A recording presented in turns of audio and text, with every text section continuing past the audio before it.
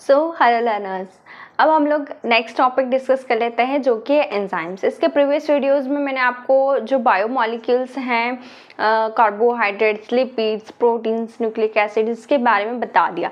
अब हम लोग एंजाइम्स को देख लेते हैं। तो जो एंजाइम्स होते हैं वो होते क्या है एक्चुअल में, पहले तो ये देख लेते हैं। तो हमारी बॉडी में एंजाइम्स का फॉर्मेशन होता है और ये जो है हमारी बॉडी में जो भी क्रियाएँ होती हैं अलग अलग प्रकार से, जो कि रासायनिक क्रियाएँ एक प्रकार की होती हैं, हार्मोन्स का संश्लेषण हो गया या फिर कोई भी एंजाइमेटिक क्रिया हो गई या फिर दूध का पाचन हो गया या फिर प्रोटीन का डाइजेशन हो गया, कार्बोहाइड्रेट्स का डाइजेशन हो गया, ऐसे अलग अलग डाइजेशन करने के लिए या फिर कोई भी रासायनिक क्रिया को करने के लिए हमारी बॉडी में सबसे प्रायोरिटी पे क्या होता है, एंजाइम्स जो है हमारी बहुत महत्वपूर्ण भूमिका निभाते हैं। तो एंजाइम्स क्या हो गए, सो एंजाइम हो गए आपके जैव उत्प्रेरक हो गए। क्या हो गए? जैव उत्प्रेरक, जिसको बोलते हैं इंग्लिश में बायो कैटलिस्ट। तो इसका काम क्या हुआ? इसका काम क्या किसी रासायनिक क्रिया में भाग लेना हुआ? क्या ये रासायनिक क्रिया में भाग लेगा कोई से भी? तो नहीं। ये बायो कैटलिस्ट का सिर्फ इतना काम होता है कि जैसे कोई भी रिएक्शन हो रही है ना, एक्स से वाई बन रहा है, हम लोग बस इतना समझ लेते हैं ना, कोई भी रिएक्शन हो रही है, एक्स से वाई बन रहा है, तो यहाँ पर अगर एंजाइम अगर इंक्लूड कर दिया जाता है, तो अगर एक्स से वाई बनने में 10 मिनट का समय लगता है तो वहीं ये समय रिड्यूस होकर के 1 सेकेंड में या फिर 1 मिनट में कन्वर्ट हो जाता है। तो मतलब ये 10x फास्टर कर देता है, आपके फास्ट कर देगा किसको? रिएक्शन को।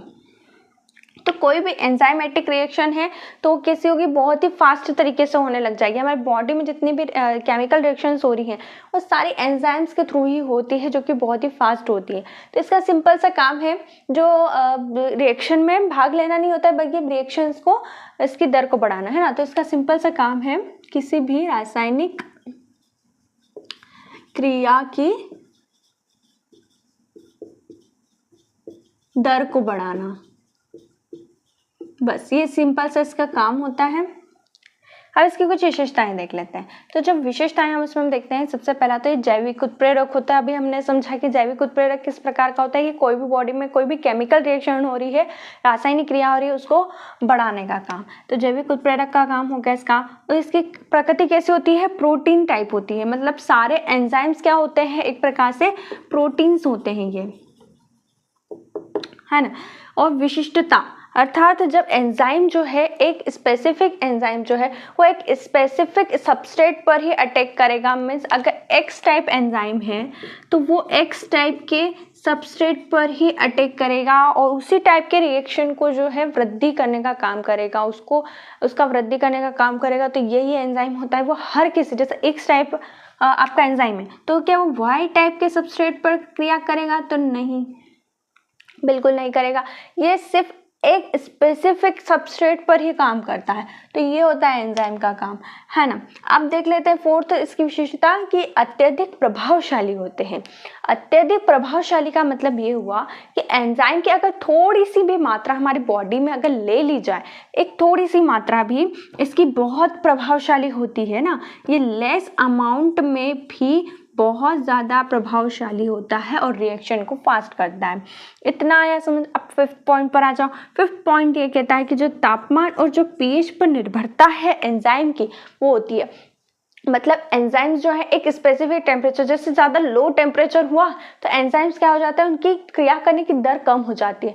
वहीं अगर थोड़ा सा टेम्परेचर हाई हो जाता है या फिर थोड़ा टेम्परेचर हम लोग बढ़ा देते हैं तो उससे क्या होता है, एंजाइम्स जो है अपना काम अच्छे से कर पाते हैं, उनकी क्रिया जो है वो अच्छे से कर पाते हैं। तो ये होता है एंजाइम्स का तापमान। और pH पर निर्भरता है, मतलब pH भी एक जो है, अगर अम्लीय टाइप एंजाइम है तो उसको अम्लीय pH की ज़रूरत होगी, अगर क्षारीय टाइप एंजाइम है तो क्षारीय टाइप के pH की जरूरत होगी।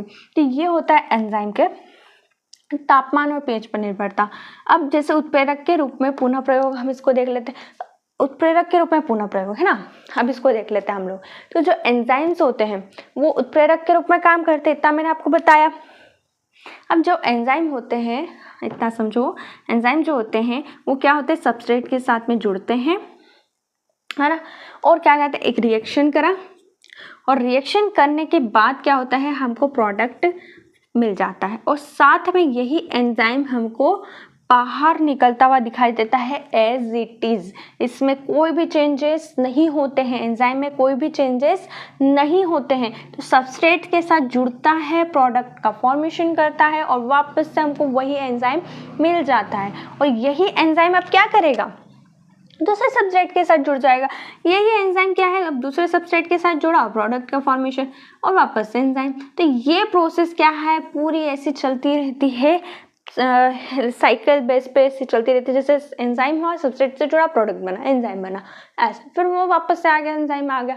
तो मतलब ये क्या होता है, हमको वापस मिलता ही जाता है, रिसाइकलिंग इसकी होती जाती है ना, ये कभी खत्म नहीं हो रहा है।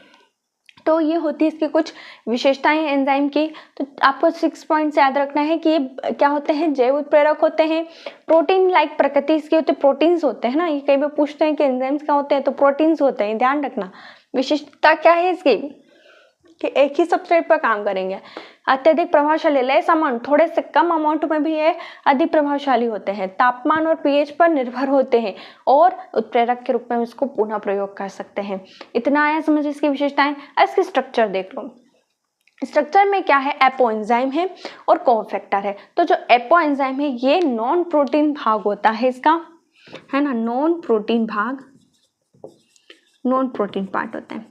एंड जो कोफैक्टर होता है प्रोटीन पार्ट वाला होता है। और ये दोनों एंजाइम जो है, एपो एंजाइम और कोफैक्टर जो है, जब ये दोनों मिल जाते हैं, एपो एंजाइम और प्लस में कोफैक्टर, ये अगर दोनों मिल जाते हैं तो आपका क्या बन जाता है, होलो एंजाइम बन जाता है। होलो एंजाइम जो कि क्या होता है, एक एक्टिव एंजाइम है। एक्टिव एंजाइम, कोई भी एंजाइम को एक्टिव करने के लिए क्या होता है, एपो एंजाइम मिलता है और कोफैक्टर हमको देखने को मिलता है। तो ये सारी चीजें हो गई एंजाइम में। तो आपको इतना समझ आया, अब हम लोग आगे बढ़ते हैं।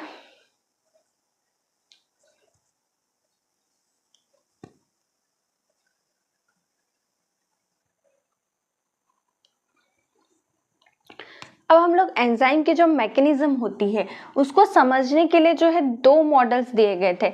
एक तो होता है आपका लॉक एंड की मॉडल, लॉक एंड की मॉडल, और एक होता है आपका induced fit model, induced fit model. ये 2 टाइप के मॉडल दिखाई देते हैं आपके मैकेनिज्म को समझने के लिए एंजाइम्स के। तो सबसे पहले हम लोग लॉक एंड की मॉडल को समझ लेते हैं कि ये क्या होता है।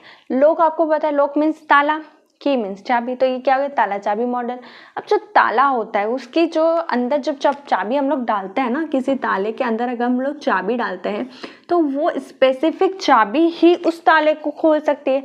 क्या कोई भी ताले को खोलेंगे, कोई भी चाबी ले सकते हैं क्या हम लोग, तो नहीं ले सकते हैं, क्योंकि सिर्फ ताले को खोलने के लिए एक स्पेसिफिक चाबी की जरूरत होती है। वैसे ही जो एंजाइम्स होते हैं उसकी एक एक्टिव साइट होती है और उसी एक्टिव साइट पर जो सबस्ट्रेट आता है वो स्पेसिफिक ही होना चाहिए, विशिष्ट होना चाहिए, है ना।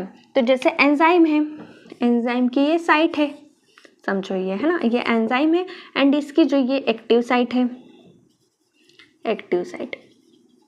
अब इस एक्टिव साइट का जो ये वाला जो हिस्सा है वो क्या आपको एक जैसा दिख रहा है, तो नहीं, है ना। हर एंजाइम का जो एक्टिव साइट होता है वो अलग अलग स्ट्रक्चर का दिखाई देता है और यही स्ट्रक्चर अगर किसी सबस्ट्रेट की हो, जैसे एक सबस्ट्रेट है ना, इस टाइप का ही ये एक सबस्ट्रेट है।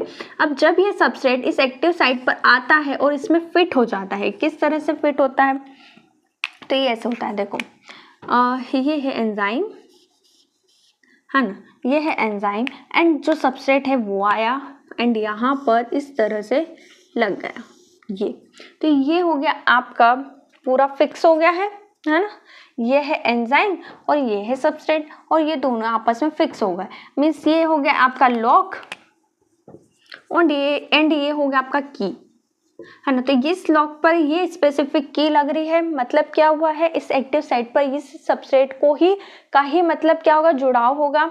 और जब ये सबस्ट्रेट और ये वाला जो एंजाइम है ये आपस में जुड़ते हैं तब इनके बीच में फिर क्या हो जाएगी, क्रिया हो जाएगी और ये एंजाइम जो है इस सबस्ट्रेट को किस में बदल देगा, प्रोडक्ट में बदल देगा, है ना। तो कैसे होगा, ये होगा, ये आपका हो गया प्रोडक्ट, है ना। इसको इतना समझना। एंड एंजाइम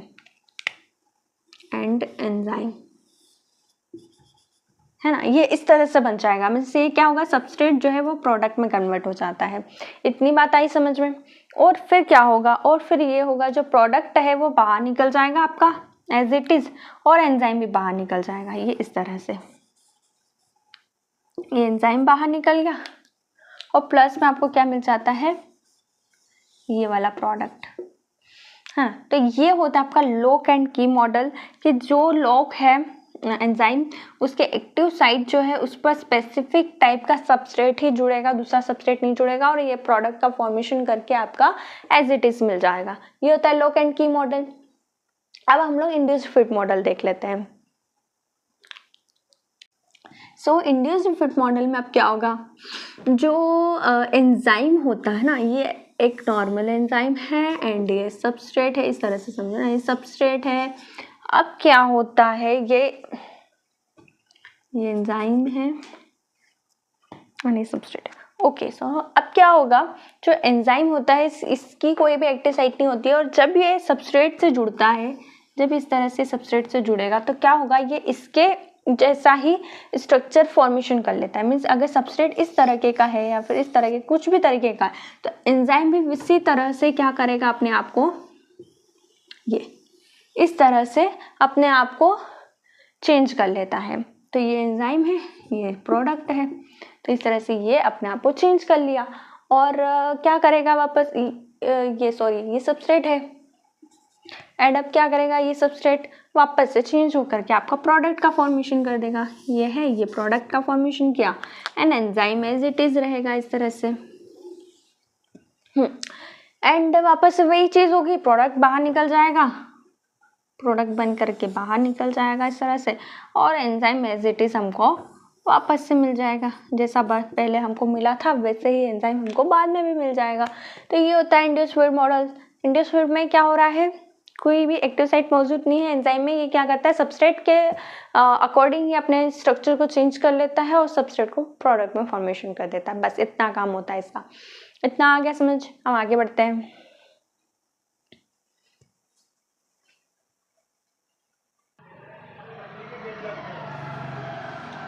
अभी कुछ टाइप्स हैं एंजाइम्स के, है ना। टाइप्स कौन कौन से हैं, ये देखो। टाइप्स है ऑक्सीरिडक्टेज, सबसे पहला टाइप ऑक्सीरिडक्टेज। आपको नाम में ही दिख रहा है, ऑक्सीडेशन भी होगा यहीं पे और रिडक्शन भी होगा। तो जो एंजाइम आपका ऑक्सीडेशन एंड रिडक्शन करता है किसी भी अभिक्रिया में, एंड रिडक्शन, ये दोनों करते हैं एंजाइम, ठीक है, किसी भी अभिक्रिया में, तो उसको बोलते हैं ऑक्सीरिडक्टेज। एंड ट्रांसफरेज में क्या होगा, किसी भी मटेरियल का ट्रांसफर कर रहा है ना कोई भी एंजाइम, तो उसको बोलते हैं हम लोग ट्रांसफरेज। मीन्स इसमें ट्रांसफर होगा। हाइड्रोलिसिस, हाइड्रोलिसिस का मतलब होता है किसी का भी जल अपघटन करना। मीन्स किसी में भी, अभी हमने देखे थे जैसे H2O का क्या निकाला था, दो है ना, H2O निकाले थे, देन पेप्टाइड बॉन्ड का फॉर्मेशन, ग्लाइकोसिडिक बॉन्ड का फॉर्मेशन, ऐसे हमने देखे थे। तो इसमें क्या हो रहा है, कहीं ना कहीं जल जो है, जल का अणु निकल रहा था। तो यही काम होता है एंजाइम का, है ना। हाइड्रोलिसिस का काम क्या होता है, H2O जो है उसको निकालना किसी भी सबस्ट्रेट से, सिंपल सा काम है हाइड्रोलिसिस में। अब लाइस पे आ जाओ। लाइस क्या कहता है कि जो परमाणु है, कोई भी, है ना, परमाणु है या फिर अणु है किसी भी पदार्थ में, उसको निकालना बाहर, है ना। क्या करना, उसको निकालना। जैसे हमने हाइड्रोजन का देखा था, हाइड्रोजन क्या करता है, बाहर निकलता है, किसी और से जुड़ता है। तो यही परमाणु अणु जैसे हो गया हाइड्रोजन, ऑक्सीजन, नाइट्रोजन, इनको बाहर निकालेगा या फिर उसको तोड़ेगा और उसको क्या कर देगा, बाहर निकाल देगा। और लाइगेज को देख लो, लाइगेज टाइप के एंजाइम्स क्या होते हैं, तो ये एंजाइम्स ऐसे होते हैं जो बॉन्ड का फॉर्मेशन करते हैं, बॉन्ड का निर्माण कर रहे हैं किसी के भी बीच में। तो अगर बंध निर्माण कहीं पे भी दिख रहा है तो वो काम लाइगेज एंजाइम का हो गया। इसके बाद आइसोमेरेज पे आ जाओ। जो आइसोमेरेज एंजाइम होते हैं वो जनरली क्या होता है, आइसोमेरिज्म जो होता है, मीन्स क्या दिखता है हमको, एक ही टाइप के जो स्ट्रक्चर्स होती है, जैसे चेयर फॉर्म में हमको कोई स्ट्रक्चर दिख रही है, यही स्ट्रक्चर हमको इस टाइप से भी दिख सकती है ना। ये हो गया। एंड यहाँ पर एक बॉन्ड अलग अलग जुड़ा है, जैसे यहाँ पे R जुड़ा है, X जुड़ा है, और ये R और X यहाँ पर आ गए, है ना, R और X तरह से। तो ये क्या हो गया, आइसोमर्स हो गए। मीन्स क्या, इनकी स्ट्रक्चर तो अलग अलग है, बट इनके जो संरचनाएं हैं वो समान है ना, जो स्ट्रक्चर है इनकी मीन्स RX जो जुड़ा है वो जुड़ा है, और जो भी ग्रुप्स जो है वो समान है ना, इनके संरचनात्मक सूत्र पूरा समान है, बट इनके जो स्ट्रक्चर है वो थोड़े से अलग दिखाई दे रहे हैं। तो यही होता है आइसोमेरिज्म। तो आइसोमेरिज्म में भी आपके जो आइसोमेरेज एंजाइम होते हैं वो सबसे इंपॉर्टेंट रोल प्ले करते हैं। अब हम देखते हैं जो एंजाइम्स होते हैं वो किस किस चीज़ों से प्रभावित हो सकते हैं। तो जो एंजाइम्स होते हैं वो किस किस से प्रभावित होते हैं, तो एंजाइम्स को जो इफेक्ट पड़ता है वो किन किन चीज़ों का पड़ता है। तो सबसे पहले चीज़ हम देखते हैं टेम्परेचर। टेम्परेचर हमने ये अभी भी देखा था, टेम्परेचर बहुत इंपॉर्टेंट रोल प्ले करता है। एक स्पेसिफिक टेम्परेचर पे जो एंजाइम है उसकी एक्टिविटी हाई हो जाती है, वहीं पर थोड़ा बहुत टेम्परेचर कम ज़्यादा हो जाता है तो एंजाइम की जो एक्टिविटी होती है वो थोड़ी सी हमको कम दिखाई देती है। तो ये हो गया टेम्परेचर। इसके अलावा होता है pH वैल्यू जो होती है, pH की वैल्यू अगर इधर उधर हो जाती है तो हमको जो एंजाइम है वो थोड़ा सा लेस या फिर ज़्यादा एक्टिव दिखाई देता है। हाँ, तो pH एक हो गया। pH जो है वो एंजाइम की एक्टिविटी में एक रोल प्ले करता है। अगर अच्छा pH होगा जो इसके एंजाइम की एक्टिविटी को इंक्रीज करता है तो वो pH जो है एंजाइम की एक्टिविटी को इफेक्ट डालता है। तो pH हो गया। इसके बाद आता है जो सबस्ट्रेट का कॉन्सेंट्रेशन होता है। सबस्ट्रेट का कॉन्सेंट्रेशन भी एक बहुत ही इम्पॉर्टेंट रोल प्ले करता है। जितना ज़्यादा सबस्ट्रेट वहाँ पे मौजूद होगा उतने ही ज़्यादा प्रोडक्ट का फॉर्मेशन होगा। जैसे यहाँ पर एक ही सबस्ट्रेट मौजूद है तो एक ही प्रोडक्ट का फॉर्मेशन हो गया। वहीं अगर यहाँ पे 2, 3, 4 ऐसे बहुत सारे सबस्ट्रेट यहाँ पर मौजूद है तो बहुत सारे आपको यहाँ पर प्रोडक्ट्स भी देखने को मिलते हैं। तो ये सबसे इम्पॉर्टेंट रोल प्ले करते हैं।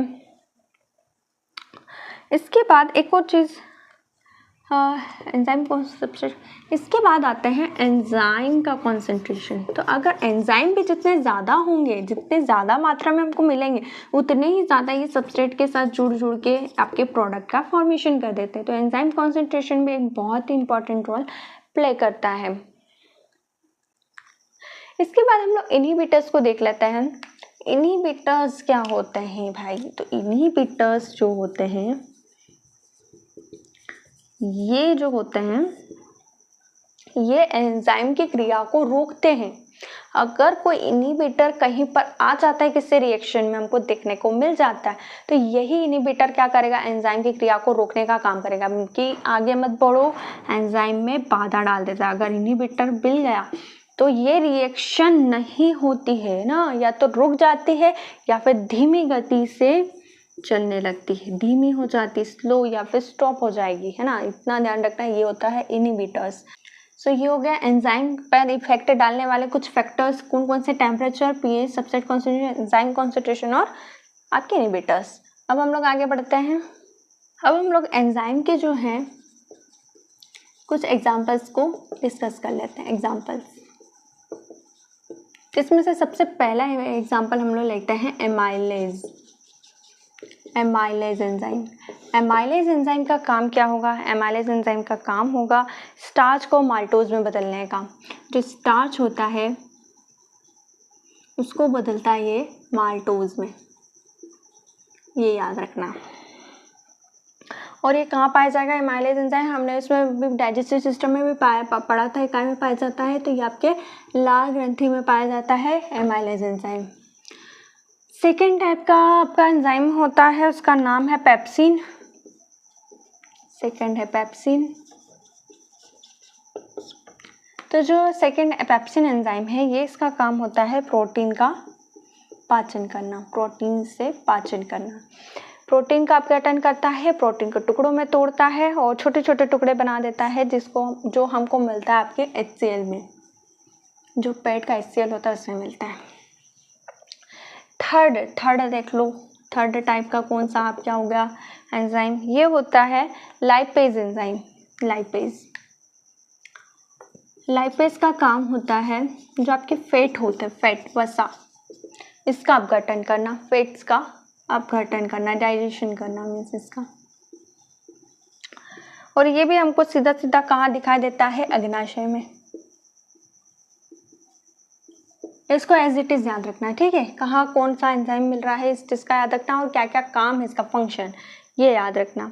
इसके बाद आते हैं माल्टेज पर। फोर्थ आता है माल्टेज। माल्टेज एंजाइम का काम है माल्टोज का जो है ग्लूकोज में बदलना, माल्टोज को